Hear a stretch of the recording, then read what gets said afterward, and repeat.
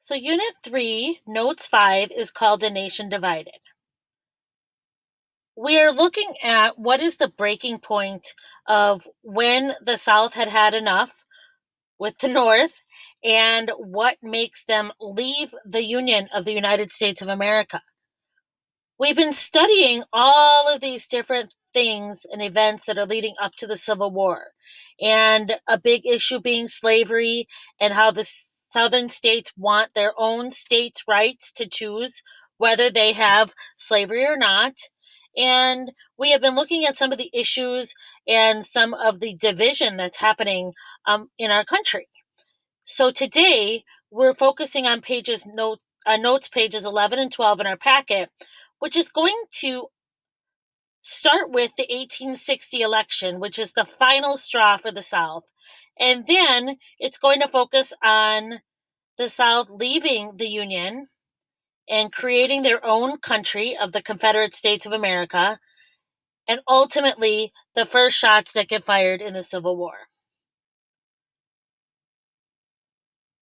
So we'll start with the 1860 election.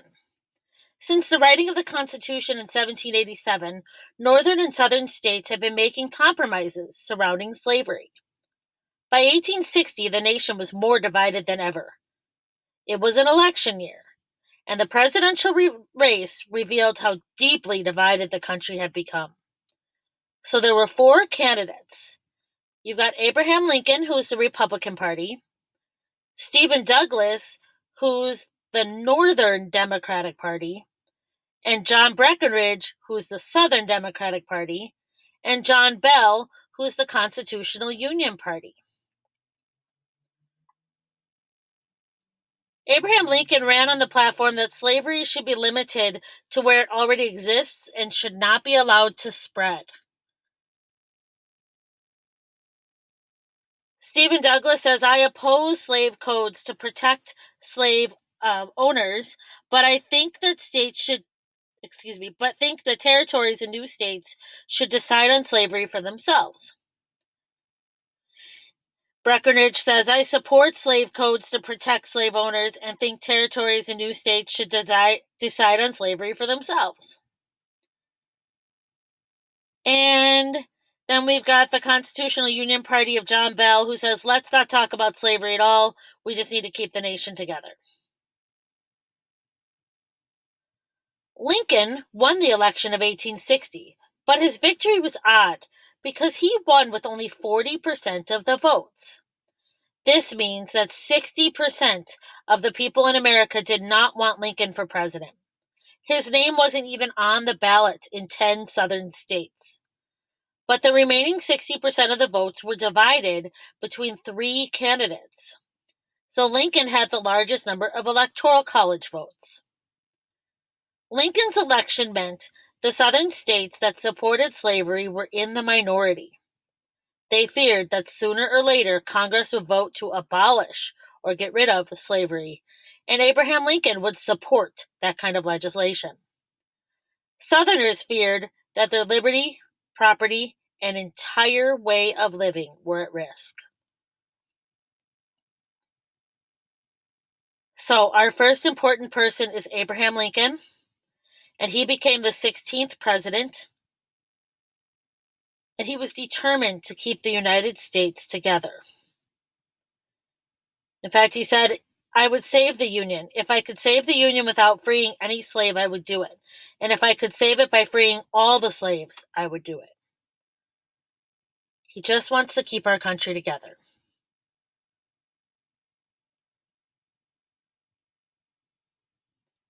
So if we take a look at the presidential election map, you can see Lincoln was red. He's up on the top. Overwhelmingly, the North voted for him. You've got Douglas, the Democratic Party, in the blue. So we've got a couple of states that went his way. Breckinridge, overwhelmingly in the South. And Bell is kind of in those middle states there in the orange. So what happened here is that Lincoln only got 40% of the votes, but because the other votes were split between three people, he ended up with the majority. So in our timeline leading to the Civil War, The very first thing that we need to put on there is that Abraham Lincoln was elected president in the 1860 election. 1860 election.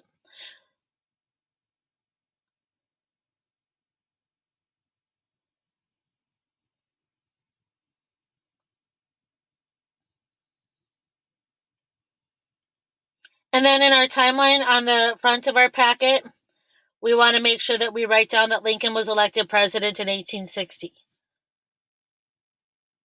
And this is very important because this becomes the final straw. The South, all of these different compromises and fugitive slave acts and abolitionists who were writing and speaking on behalf of things and all those pieces kind of come to a head right here. And Lincoln getting elected is the last straw, which causes the South to leave the Union. So, Lincoln's election sent shockwaves through the South. The Southern states felt like they had no longer had a voice in government, and they began talk of breaking away from the Union. One Virginia newspaper stated, "The honor, safety, and independence of the Southern people are to be found only in the Southern Confederacy." The U.S. Senate held a meeting on December 20th, 1860, to discuss a potential compromise to satisfy Southern states. Meanwhile, the same day, South Carolina's legislature met and voted to leave the Union. South Carolina became the first state to secede. Secede is an important vocabulary word. It means to withdraw or break away from an organization, alliance, or country. Secede means to leave, okay? To withdraw from a country.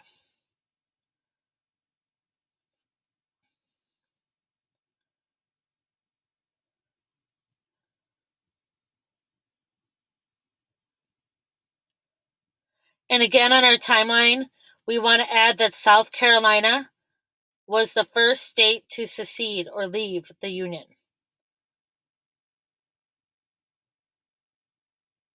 And that date is actually incorrect. It should say 1860.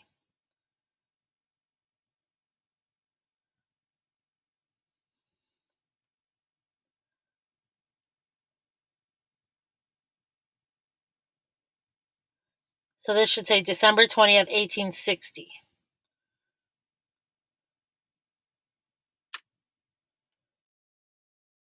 Lincoln had promised he wouldn't interfere with slavery in the South, but it was too late. Lincoln hadn't even taken office yet, but the nation was crumbling apart. By February of 1861, 6 more states had joined South Carolina and broke away from the United States to form their own country, called the Confederate States of America. They felt since states voluntarily joined the U.S., they could also voluntarily leave. 4 more states would join the Confederacy, for a total of 11.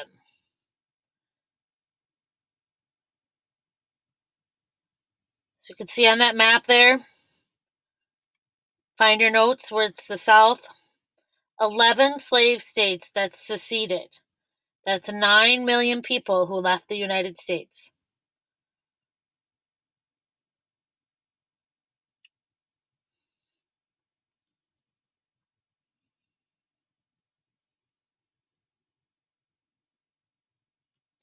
Lincoln had promised he wouldn't interfere with slavery. The nation was crumbling apart.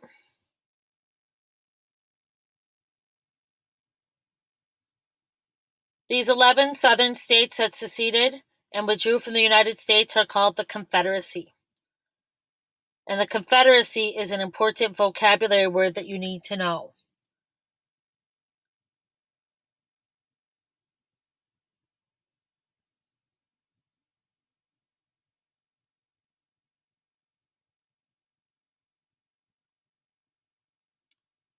The Confederacy quickly elected former Mississippi Senator Jefferson Davis as their president, and they wrote their own constitution. They established a capital a little over 100 miles from Washington, D.C., in Richmond, Virginia. The Stars and Bars flag was the original flag of the Confederacy. However, once war broke out, soldiers were confused because it looked a little too similar to the U.S. flag. So they replaced it with the most commonly recognized flag of the Confederacy. That was the Virginia battle flag. And that became their official flag. So Jefferson Davis, our important person here, was elected as president of the 11 Confederate states that seceded. So now we have Abraham Lincoln in the North, Jefferson Davis in the South.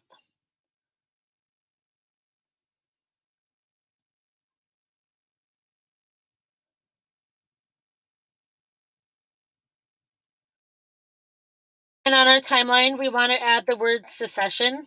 By spring of 1861, 10 more states separated from the Union.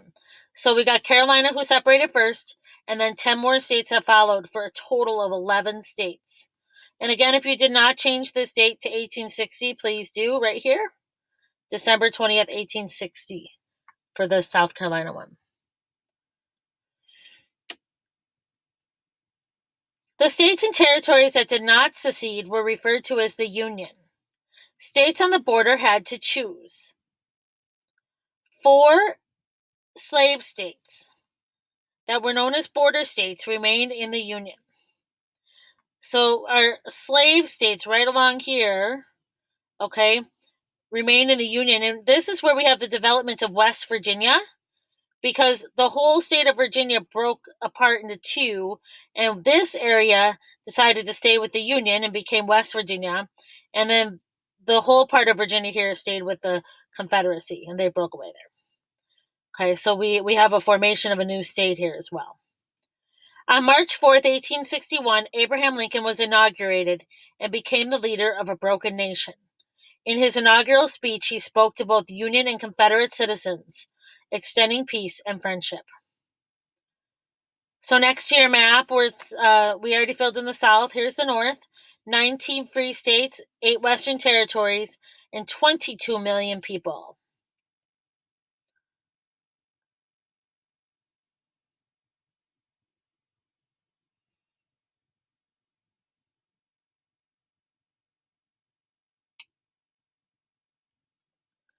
The border states were 5 slave states that did not secede. So there were 5 slave states that did not secede, and you can see them right here.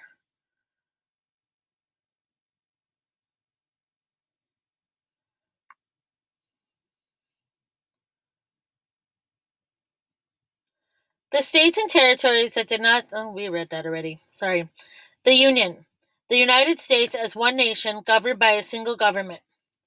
It also became known as the states, government, and armies of the North.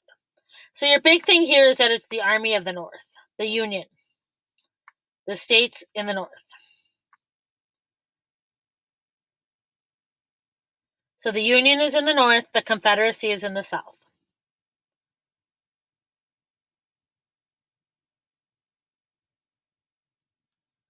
And then we've got our border states as important vocabulary term.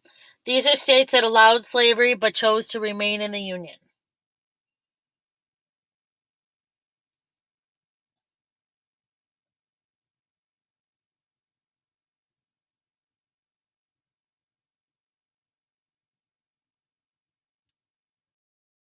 Lincoln's offer of friendship was rejected. Confederate states took over all U.S. federal buildings, including post offices and military forts. Lincoln had to decide how to respond. One of the most urgent problems was that the commander of Fort Sumter in South Carolina refused to surrender the military fort to the Confederacy. South Carolina decided to cut off the fort and starve the 100 U.S. troops into surrendering. Lincoln feared sending supplies and troops would cause more states to secede, so he decided to just send food. But Confederate leaders still took this as an act of aggression. And on the morning of April 12, 1861, Confederate troops opened fire on the U.S. troops at Fort Sumter. The first shots of the Civil War had been fired. So on our timeline, the last box is war. The South attacks Fort Sumter and war begins. April 12th, 1861, the first shots are fired.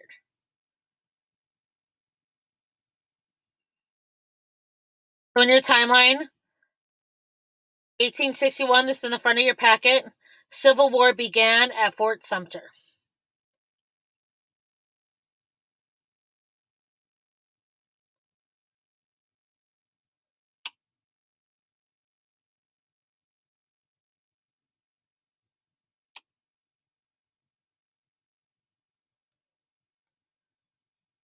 So with that, we have a nation divided. And Robert E. Lee becomes the commander of the Confederate Army. Lincoln actually wanted him to command the Union Army, and he was a West Point graduate, but he chose to fight for his home state of Virginia. So Robert E. Lee was actually torn because he was actually friends with a lot of the U.S. military commanders who would now be in the Union, but he had been drawn to fight for his hometown. So he remained loyal to his home state of Virginia, and he commanded the Confederate Army. Robert E. Lee, Commander of the South.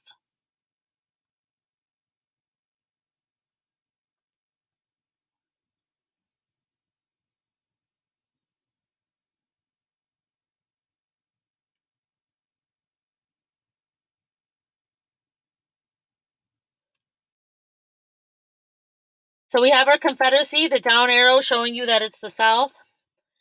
Confederacy was made up of 11 states that seceded or left the Union.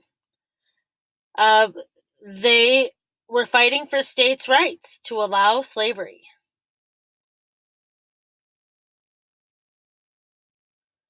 And they were nicknamed the Rebels. And their uniforms were typically gray or sometimes tan. And you can kind of see that in the picture.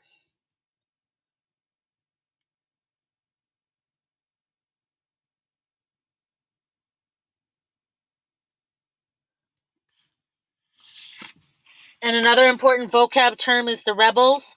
That's the nickname given to soldiers fighting for the Confederate Army or the South.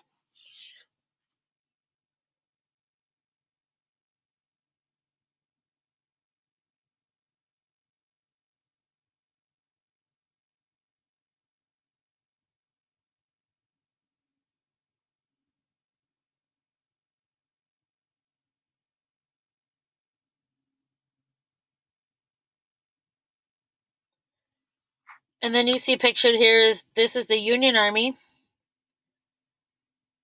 President Lincoln struggled to find a general that met his standards. He fired quite a few generals for not being aggressive enough against the better trained Southern soldiers. In 1863, he appointed General Ulysses S. Grant to lead the Union Army because he had proven that he was persistent and would win at all costs. So Ulysses S. Grant was commander of the Union Army in 1863. Now you may notice here that Grant wasn't made commander until 2 years after the war had started, and that's because Lincoln really struggled to find trained, well, strong commanders, because he had gone through quite a few of them before he found Ulysses S. Grant. And the Union in the North, made up of 19 free states, 8 Western territories, 5 border states. And they were fighting to preserve the Union, to keep our country together. And they were nicknamed the Yankees, and they had dark blue coats, light blue pants.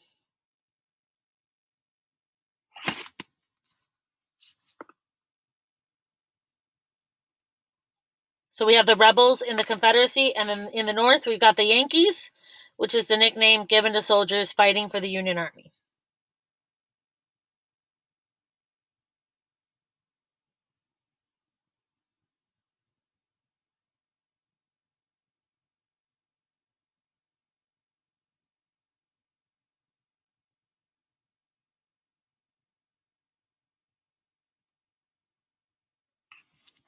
All right, and that concludes your notes for Notes 5, A Nation Divided.